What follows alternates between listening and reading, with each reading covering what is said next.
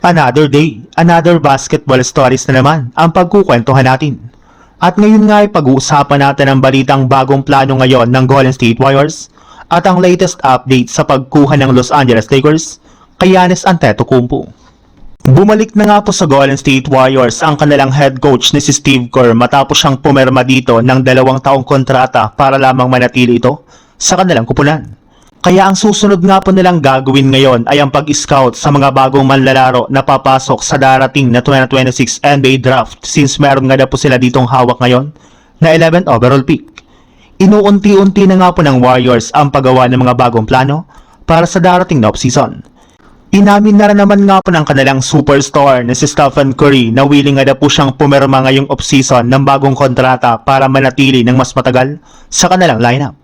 Yes, hindi nga po aalis si Stephen Curry sa Warriors kaya wala nga pong dapat ipag-alala ang kanilang mga fans.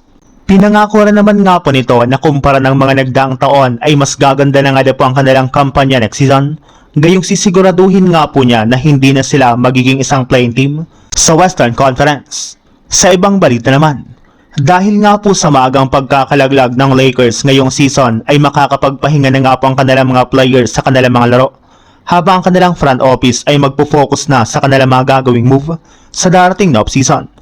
At uumpisan nga po nila ito sa pag-scout ng mga batang manlalaro na papasok ngayon sa darating na 2026 NBA Draft.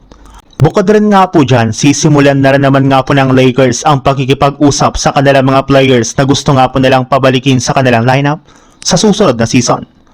Bagamat man nga po marami sa kanilang mga player ang magiging free agent ay may ilan pa rin nga po dito ang gusto nga po nilang pabalikin sa kanilang kupunan.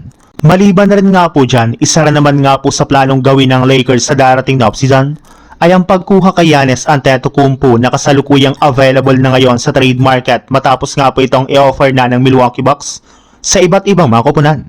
Sa madaling salita, may chance na nga po ang Lakers na makuha siya sa mga susunod na buwan.